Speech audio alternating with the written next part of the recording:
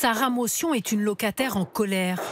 Elle dénonce la vétusté des canalisations de son immeuble, vieille de 55 ans. Sur celle-ci, par exemple, une fuite sur un compteur d'eau chaude. Mais il nous manque le robinet. Donc du coup, couper l'eau, c'est compliqué. J'ai pensé à utiliser une pince également, mais au vu de l'état en fait de vétusté, j'ai préféré ne pas toucher pour éviter de tout casser, sait-on jamais. Le bailleur est informé, le gardien a constaté. Le premier jour, je l'ai fait monter pour qu'il constate. Il a constaté. Effectivement, il m'a dit on ne peut pas fermer. Et puis on attend. En attendant, elle tente de limiter les dégâts avec les moyens du bord, un seau, qu'elle vide plusieurs fois par jour. Un rempart dérisoire. À l'étage inférieur, il pleut, littéralement du plafond. Nous sommes ici au cœur du quartier de l'Almont, à Melun, en Seine-et-Marne. 3 tours de 13 étages, des logements sociaux construits au début des années 70, une cité, aujourd'hui connue pour son trafic de drogue. Mais à l'intérieur des appartements, le problème vient d'ailleurs. Dans cette chambre d'enfant, des moisissures du sol au plafond. Ici, les services d'hygiène de la ville ont relevé plusieurs infractions et prié le bailleur d'y remédier. C'était il y a 1 an. Un cas loin d'être isolé, quelques étages plus bas. C'est Sarah. Nous arrivons chez Élise. Coucou, je te dérange pas, ça va? Qui souhaite rester anonyme par honte de montrer ses conditions de vie. Élise entretient son appartement, pourtant ici aussi, quand on lève les yeux, murs et plafonds sont recouverts de moisissures. Plongée dans l'obscurité car dans cette salle de bain, l'électricité ne fonctionne plus depuis plus d'1 an. Sans lumière, plus la moisissure, pour moi c'est dégueulasse en fait. Pardon du mot, mais c'est dégueulasse. Et même si je nettoie, et ça revient en fait. Il y a 1 an, j'avais fait des travaux, j'ai payé 500 €. Ouais. Mais regarde les résultats, et ça revient encore. Ça revient, ouais, ça revient à chaque fois, ouais. Et j'en ai marre. Élise paye 800 € de loyer par mois pour ce 4 pièces où elle élève seule ses 5 enfants. Dans la chambre de ses filles, repeinte à ses frais il y a 1 an, la moisissure a déjà réentouré la fenêtre et grignote peu à peu le plafond.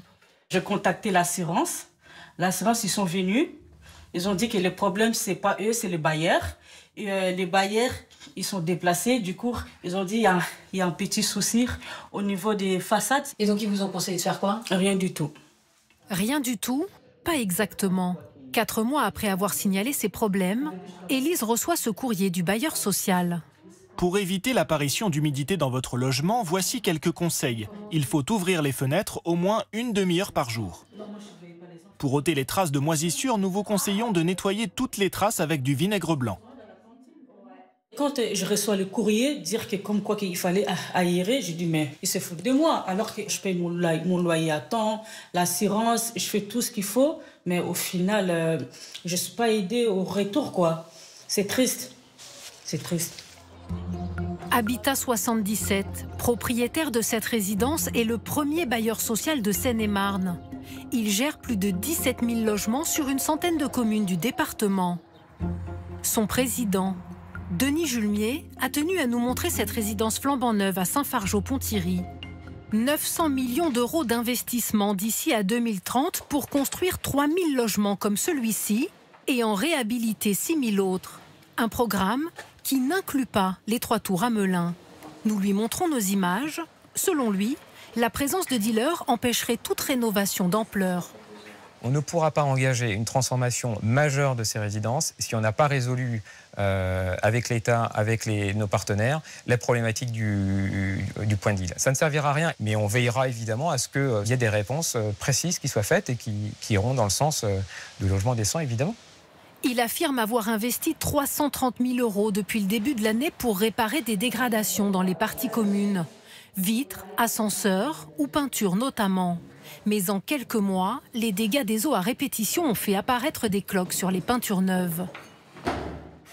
Dans ce quartier, les habitants vivent aussi entourés de nuisibles. La cité est infestée par les rats, parfois jusque dans les appartements, tout comme les cafards. Pour Sarah Motion, les réponses de son bailleur social ne sont pas suffisantes. Certes, on n'a jamais nié les incivilités qu'il y a eu. Par contre, les cafards, les canalisations, la moisissure, les rats, tout ça, ce n'est pas les dealers. Donc, c'est encore une fois justifié de ne rien faire sous prétexte qu'il y a des dealers. Depuis le début de l'année, la police a procédé à 90 interpellations. 5 mois après notre tournage, Habitat 77 a colmaté la colonne d'eau. Mais d'autres fuites sont apparues. Il faudrait que tu essayes de faire une pétition. Et toujours pas de travaux réalisés dans les appartements que nous avions filmés.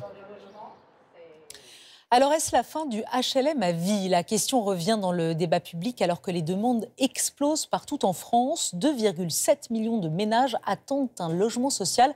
C'est un record absolu cette année. Nous avons pu assister, et c'est rare, à une commission d'attribution. Et vous allez le voir, le choix des dossiers est souvent très compliqué à faire. Alexandre Pérou, Éric Maisy et Lucas Idrich. HLM. 3 petites lettres pour beaucoup d'idées reçues. Alors que la France fait face à une pénurie sans précédent, un locataire sur 10 est dans son HLM depuis plus de 30 ans. Certains parlent même de logement social à vie. Nous avons voulu comprendre. Pour cela, nous sommes allés dans le Val d'Oise. Notre caméra a pu exceptionnellement assister à une commission d'attribution. Chaque semaine, maires, associatifs et travailleurs sociaux examinent ici entre 50 et 90 candidatures. Madame, 65 ans, vit seule, elle ne travaille pas et perçoit le RSA. Chaque profil est épluché en fonction de critères financiers et familiaux. Exemple avec ces 2 foyers en concurrence pour une petite maison. Le premier, avec 2 enfants, attend un logement depuis 6 ans. L'autre comptera bientôt un 3e enfant, n'attend que depuis 4 ans. Mais le père est en situation de handicap. On a quand même le 2e dossier où on a une situation de handicap et on sait que ce n'est pas toujours évident de trouver un logement adapté. Et il va y avoir un 3e enfant, si je ne m'abuse. Oui. Donc on va avoir 5 locataires. Donc moi je vous propose que le 2e dossier passe en rang 1. Le choix fait l'unanimité, mais parfois c'est plus compliqué. Car les profils en concurrence sont chacun en grande difficulté. Le premier dossier qui a 5 ans d'ancienneté où ils vivent à 4 dans un T2. On a le 2e dossier qui a 3 ans d'ancienneté, ils sont hébergés. Et on a le 3e dossier où on a une femme seule avec son enfant et qui est sans logement. Ça, avec une dilemme. Ouais. Bah oui. S'engage alors un débat sur le critère à prioriser. Je proposerais sur l'ancienneté. J'aurais priorisé la personne pas logée. Cette fois, c'est l'ancienneté qui sera retenue. Ces choix créent forcément des frustrations. Le maire d'Hermont siège ici chaque semaine et ses habitants lui demandent des comptes. Quotidiennement, on se fait engueuler parce qu'il n'y en a pas assez, les gens trouvent que ça ne va pas assez vite. Et pourtant, vous en construisez, vous? Nous en construisons, moi, dans ma ville, mais systématiquement. Ça ne suffit pas parce qu'il n'y a pas de rotation. Les gens ne bougent pas, en fait. Donc, si les gens ne bougent pas, on ne peut pas leur proposer de logement. Pour régler ce problème, le nouveau ministre du Logement a sa solution. La fin de ce qu'il appelle le logement social à vie. Son projet, des attributions temporaires entre 3 et 9 ans et des situations régulièrement réétudiées par les bailleurs. Il y a cette logique de rotation, c'est-à-dire pouvoir faire en sorte que régulièrement le bailleur fasse un point de situation avec la famille et regarde si le logement est toujours le mieux adapté. Le cas classique, c'est la taille du logement par rapport à la taille de la famille. De quoi faire bondir les bailleurs sociaux et la gauche, pour qui la crise HLM s'explique surtout par le manque de construction. Il y a un vrai problème et c'est une fausse solution. C'est une solution, encore une fois, culpabilisatrice pour les personnes qui sont en logement social. Et ça suffit en fait de taper toujours sur les mêmes. Les représentants du secteur estiment qu'il faudrait construire 200 000 logements sociaux par an pour satisfaire la demande. Et pour l'attribution des logements sociaux, une priorité est désormais accordée à certaines professions, ceux qu'on avait appelés les travailleurs de la première ligne, et cela change totalement leur vie. C'est le cas d'Axel, infirmière qui habite désormais près de l'hôpital où elle exerce et qui se réjouit, vous allez l'entendre, de pouvoir consacrer son temps désormais à progresser dans sa carrière plutôt que de passer des heures dans les transports en commun. Alexandre Guin et Loane Martin. Vivre dans un logement en loyer abordable et à proximité de son travail. Dans le Val-de-Marne, cette infirmière de 26 ans a trouvé la perle rare en quelques semaines seulement.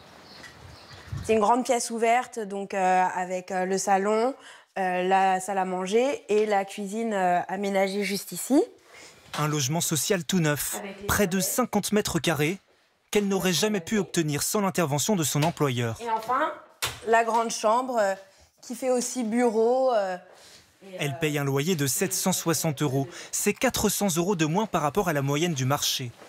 Grâce à ce logement, elle s'imagine enfin faire carrière dans son hôpital. C'est vraiment quelque chose qui fait que, comme j'habite proche, je vais rester parce que si je n'avais pas eu ce logement, potentiellement, j'aurais dû m'éloigner des hôpitaux de Paris et de l'hôpital Henri Mondor et aller chercher un logement en province. Les hôpitaux de Paris ont réservé 500 appartements de ce type. Éviter des années d'attente aux travailleurs de première ligne, soignants ou encore enseignants, en leur donnant une priorité. Une politique qui se développe de plus en plus chez les bailleurs sociaux, comme celui-ci, en Seine-Saint-Denis. Ici, on a, dans cette cité, réussi à reloger plusieurs agents publics. Ça nous permet aussi d'assurer une forme de mixité dans les quartiers. Mais cette priorité a un coût, en pleine crise du logement social. Ici, les entreprises publiques doivent payer aux bailleurs 12 000 € de droits de réservation par appartement. Alors, de tels frais payés avec de l'argent public sont-ils légitimes? Tous les candidats qui sont relogés répondent aux critères légaux et aux critères de ressources du logement social. Donc ce n'est pas un passe-droit, par contre c'est un accord de priorité qui est donné pour l'implantation des services publics sur le territoire. Mais ces accords restent aujourd'hui une exception. Alors face au manque de logement, certaines entreprises publiques, elles, décident de construire. Ici, en plein cœur de Paris, cet immense atelier de maintenance pour le métro est en rénovation. Une partie de ses bureaux deviendront des appartements. Au deuxième étage que vous voyez, on va transformer ces ateliers en logements et en superposition, on va venir créer 49 logements. Une construction de 2 à 3 étages, superposés sur le toit de ces bâtiments. Des logements sociaux traditionnels et parmi eux, au moins 20% reviendront aux salariés de la RATP, agents de station, conducteurs ou techniciens. Un atout pour recruter selon l'entreprise, qui peine aujourd'hui à attirer sur certains métiers. Ce sont des agents qui, pour beaucoup, travaillent en horaire décalé et qui travaillent aussi la nuit.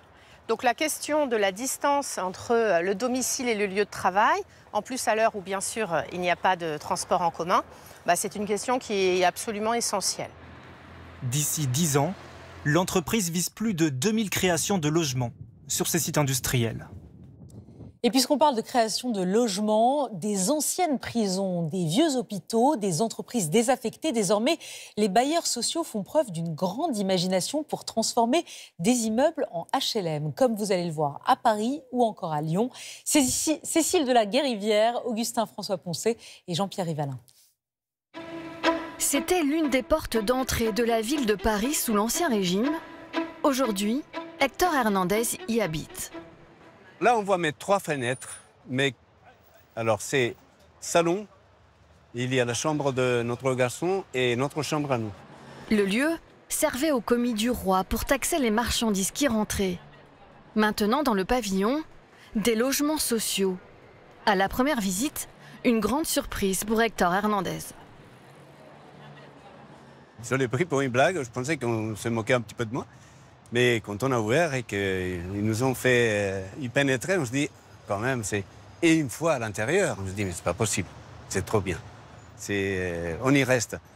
Derrière les grilles de ce monument historique, la famille Hernandez habite un 65 mètres carrés avec 2 chambres et paye 1 000 € par mois de loyer. Il y a dans notre chambre principale, qu'est-ce qu'on voit tous les matins? C'est les colonnes du trône. Avec le soleil, je dis toujours « Buongiorno Parigi », « Bonjour Paris ». Il y a une fierté de rentrer chez soi et que les gens disent « Mais vous habitez là ?» Mais c'est pas possible, on dirait un petit palais. Ils disent « Oui, mais c'est un logement social ». À Paris, les logements sociaux s'invitent de plus en plus là où on ne les attend pas. En 2021, par exemple, 96 appartements HLM sont intégrés à ce grand magasin, la célèbre Samaritaine. 250 autres dans les bureaux de l'ancien ministère de la Défense, dans l'un des quartiers les plus chics de Paris. Face au manque d'espace dans les villes, les bailleurs sociaux traquent le moindre mètre carré. Aujourd'hui, dans la ville de Paris, qui est une ville dense, il y a beaucoup de patrimoine historique qui est déjà existant. Et donc la ville doit pouvoir se renouveler, se reconstruire sur elle-même. Conserver le patrimoine pour le renouveler. À Lyon, Romane Satre, étudiante en droit, vient d'emménager dans un lieu impensable pour elle. Derrière ce même mur, avant, une prison aux détenus célèbres. C'est ici, dans ce pavillon de la prison Saint-Joseph, qu'Alain Carignon a passé sa deuxième nuit. Un bâtiment d'isolement dans lequel ont été détenus des hommes connus comme Klaus Barbie, Roger Rocher ou plus récemment Pierre Botton. Aujourd'hui, l'établissement pénitentiaire a été complètement transformé. 15 000 mètres carrés de logements, des logements sociaux et étudiants à loyer modéré. Romane Satre loue pour 450 € par mois ce studio de 20 mètres carrés. Là, il y a ma salle de bain juste sur l'entrée. Ici, il y a ma petite table pour manger, mon lit, mon bureau pour travailler.